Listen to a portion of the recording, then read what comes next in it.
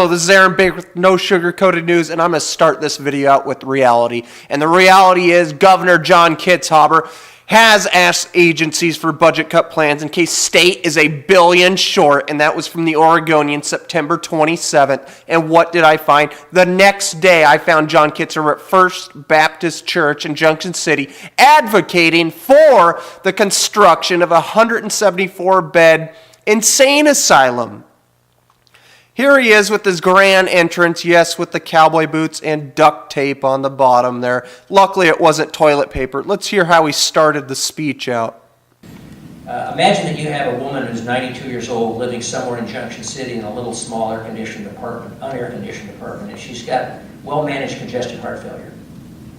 And the temperature goes up to 105 degrees for a few days, and inside her apartment it gets even hotter. Well, that increase in temperature is enough to actually put enough strain on her heart to tip her over into full-blown congestive heart failure.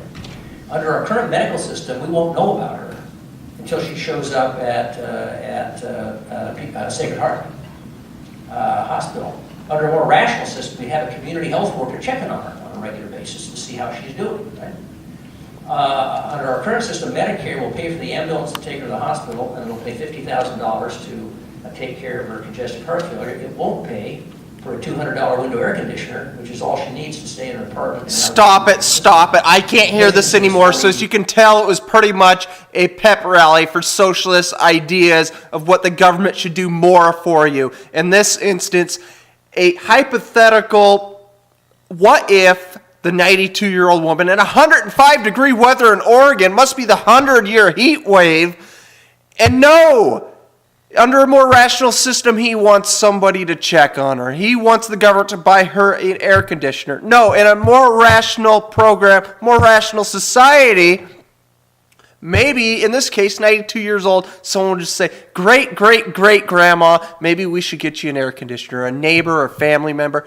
Okay, let's hear some more. And there's something called the Civil Rights of Incarcerated Persons Act, or CRIPA. And that basically says that there are certain standards that you have to make sure that you're providing the adequate care and the appropriate care of these individuals. That's where we got into trouble with the state hospital, and one of the reasons we had to build a new facility. We've got two facilities right now, one over in Pendleton at Blue Mountain. There's 60 people in that facility, and then we have a Portland State Mental Hospital with, I think, 92 people in that institution. Both of these institutions are falling apart, they're old, they're inadequate, and we're going to have to close them, or we're going to be in violation of this federal law. So that means that 152 beds are going to be needed, and that's one of the reasons we need to build the hospital here in Junction City. All right, guys, there you heard it. 152 beds being shut down, 174 beds being proposed. That's a 22-bed increase. And why are these beds being shut down? It comes all the way from Washington, Eric Holder's Department of Justice, under a law called CRIPA, which was sponsored by a known communist congressman, Robert Kastenmeier, enacted into law, signed by Jimmy Carter, 1980. And you have to understand, all of this is has always been part of the communist agenda. The whole incompetent to stand a trial. Murdered? Yes, but I'm insane. Let's go even back to the 30s with John Steinbeck's novel of Mice and Men. Wrote when he is a known communist, admitted communist. At the time he wrote that novel, he was part of the League of American Writers, which was an organization started and sponsored by the Communist Party of the USA, and it was absolute communist propaganda that did prelude to what we have today. But even at that time, you got to think that they did kill Lenny after he did commit that egregious crime of murder. Now let's look at the first opponent.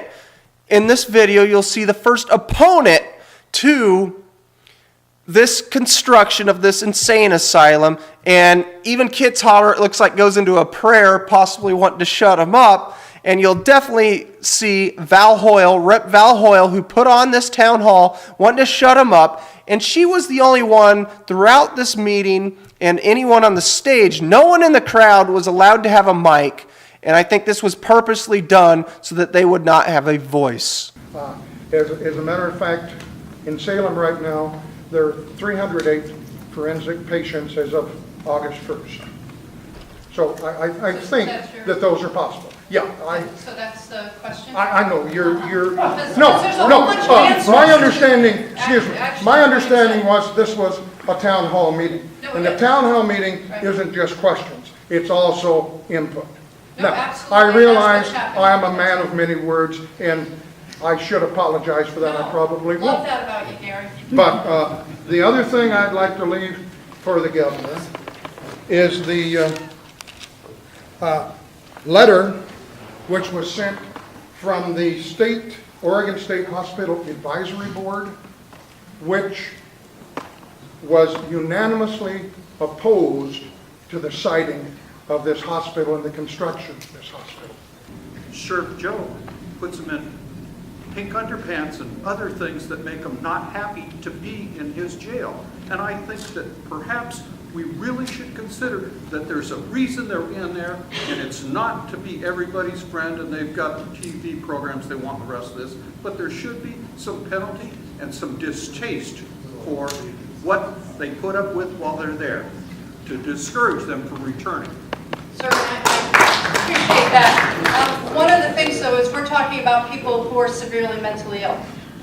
So we're talking about a different population. Ma'am, I said correctional side. Okay, that's fair enough. So, but with the hospital, and when I think Commissioner Bozovich talked about people with mental illness. I mean, I've talked to a number of the police deputies. The woman who shot Officer Kilcullen was in a psychotic state, thought that she was being shot at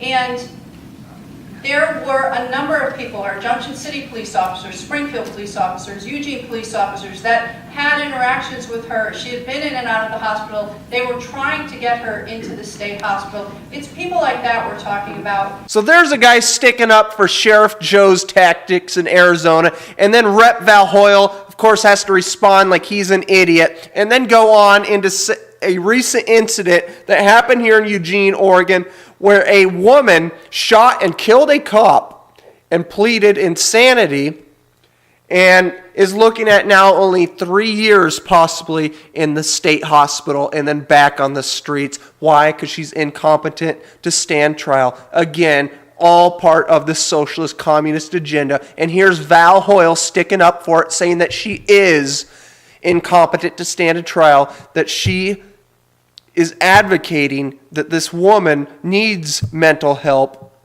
and is incompetent to stand trial. I say no. I say this woman committed murder. She needs to be shot in the head. Now, in the end, I got in a little word. Here it is. Aaron Baker, resident, West Lane County. All I would say is I definitely feel for the people that this is going to be built next to. I mean, it's not something that I would personally want next to my house, to be honest. And is there going to be now deeming people as insane now that there's going to be more beds? Is it going to be possible that this is going to be more of a is there going to be an incentive for people to be deemed insane? Actually, there's less beds overall. Okay. Yes, we built a smaller facility in Salem, and then we're building a 174-bed facility, transferring over 152 beds, closing out 152, building 174. Salem used to be able to fit 300. I understand that's in the cost cutting. No. What I'm saying to you is there's actually, 60 less beds? Yeah, you're going to have significant less beds. Your total plan to take you through the year 2025, because this is a master plan, not just for today, but for the future, called for over 1,000 beds to be built. So finally, the true number came out. Eventually, there will be an increase of 1,000 beds. And what you didn't see here was the county commissioner, who is in favor of this, had said there is no incentive to deem people mentally insane. And I'm telling you, there is many incentives to deem people mentally insane. One of the reasons they're highly advocating the construction of this is the jobs it will provide. Well, therefore, and who's behind that? The unions. Therefore, the unions are supporting this. And what does it take to have hospitals built? Well, mentally insane people. And not only that, the commissioner himself said the reason why he was in support of it was going to relieve the county jail. And in doing that, it's getting the insane out of there and onto the state level of the hospital, which is funded by the state, out of the county jail. So therefore, there's an incentive to have people in his jail deemed insane to get them out of there. And not only that, on top of that, you have federal dollars involved. And if it's anything like the food stamp program, where the federal government will give bonuses for Oregonians having the most on food stamps, then we'll get bonuses from the federal government. There's an incentive to have people poor and on food stamps here. And if it's anything like that with this hospital, it's probably federal dollars per a patient, per a bed, so therefore creating jobs and having incentive. So either way, no matter what, this is a terrible thing, and it's not good for jobs. It's going to destroy Junction City. We're talking, that's where all the kooks are going to be. I'm not buying a house there. No one's going there. I'm going to keep driving.